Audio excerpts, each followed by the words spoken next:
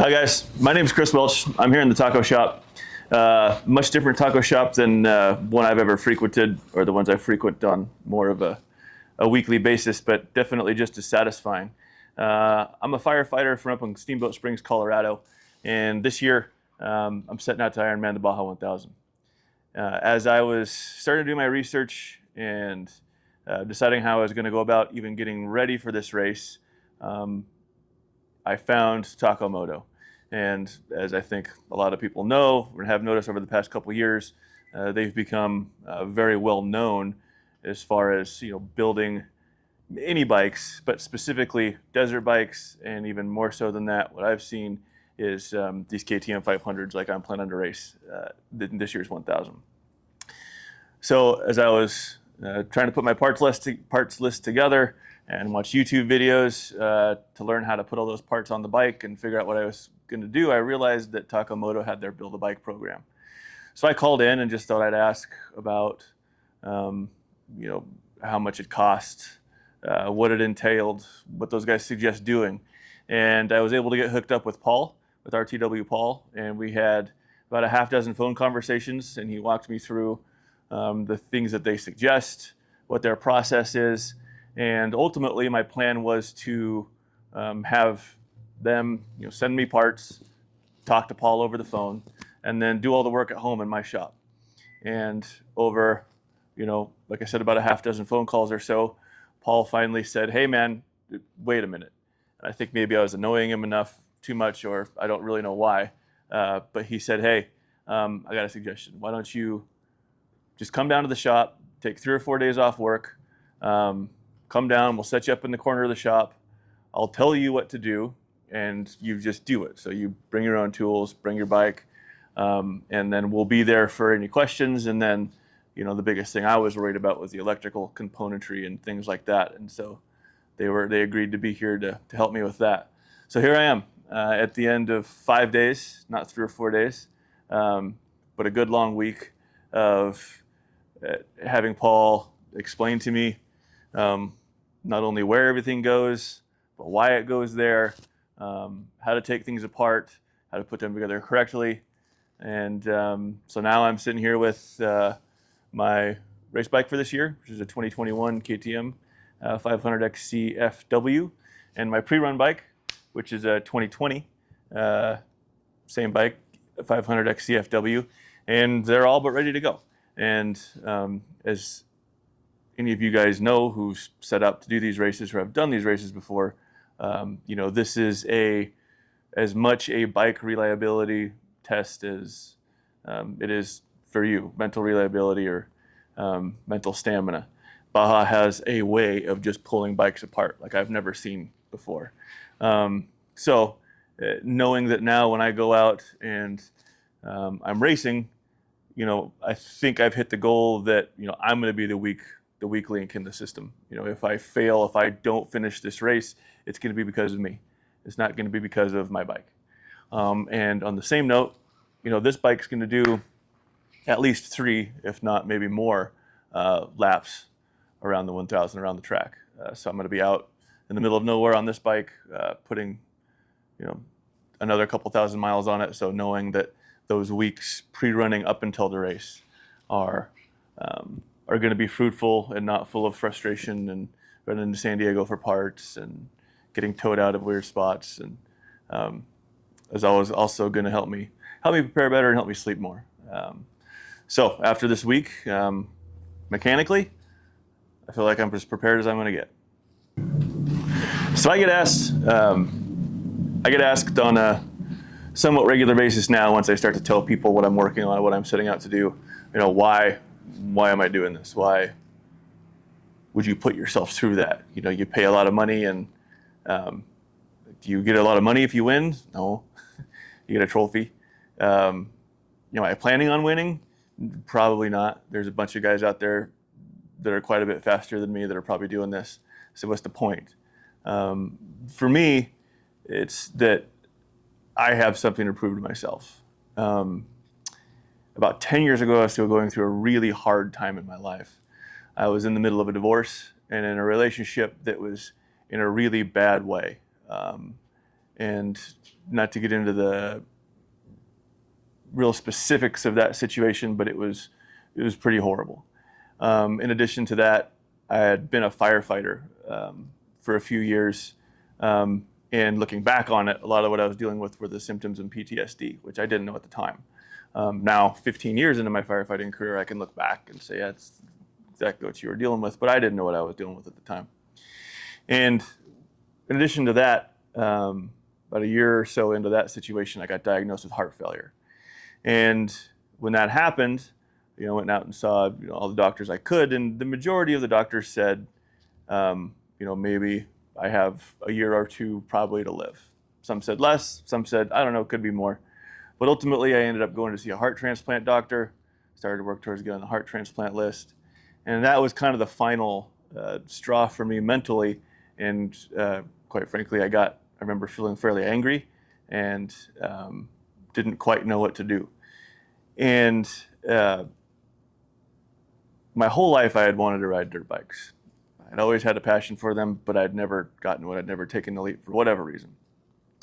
And at that moment in time, I decided that was what I was going to do. So I went out and spent literally every penny I had on my first motorcycle, to the point where I actually had to call my dad and borrow some money to buy a helmet so I could go ride it.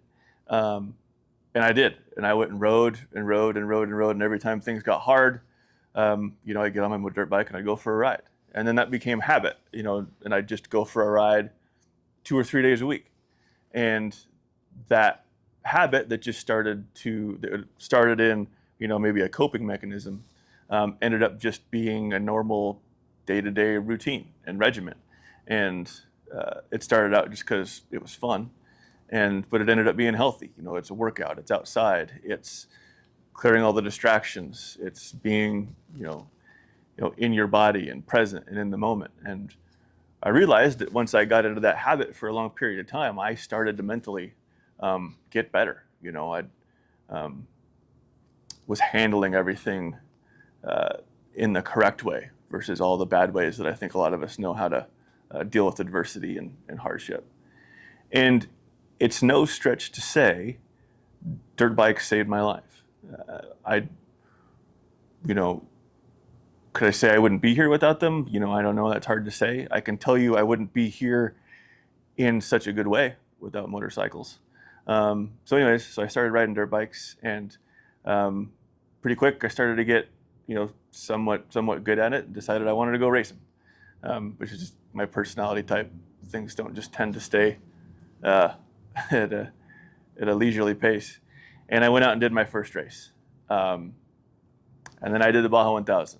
And I went out and did my first Baja 1000, and that was in 2017, and had a great time, and I loved it. And it was a goal that I met, and I finished it, and I did it with the team, and we had definitely some adversity as we went through it, but we finished it, and that was amazing.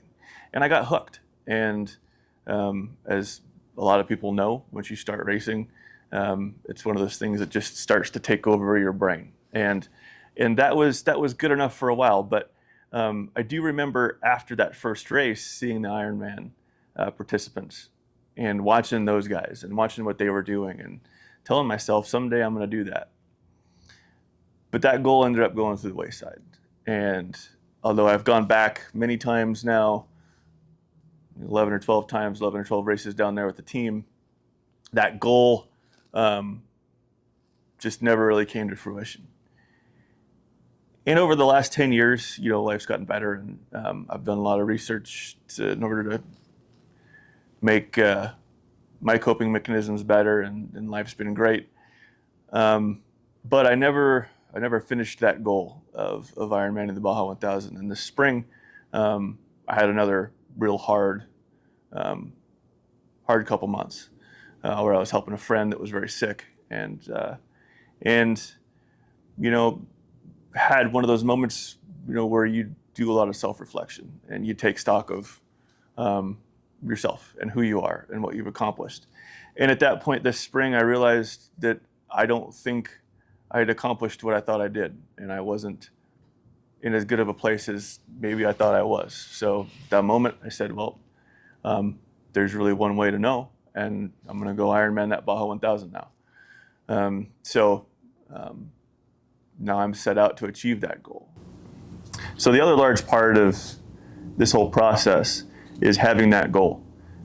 Making the decision to go after that goal, that's one thing. And if I accomplish it, that'll even be even better because, I will have proved myself to that point that I'm capable of that.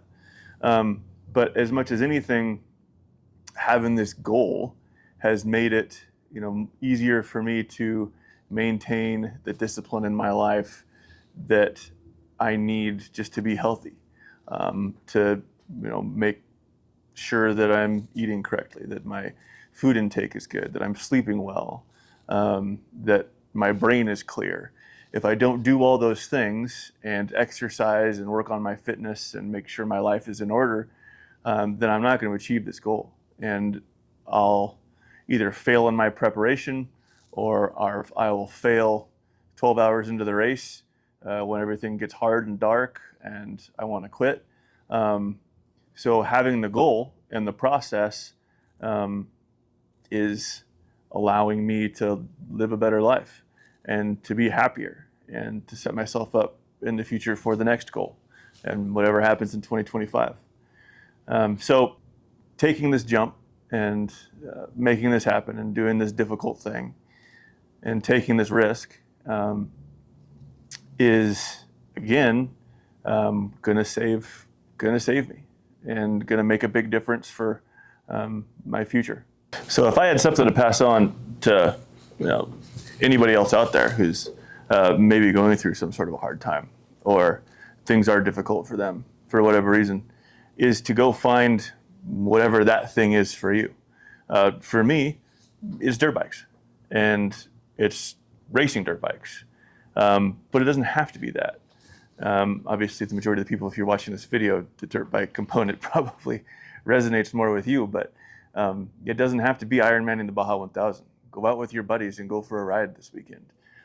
If you've been, riding that, old bike that maybe has a little bit outdated suspension, and the horsepower is down a little bit, clean it up, spend some time in the shop, focusing on the mechanics of that bike, learn how to fix it, learn the bike.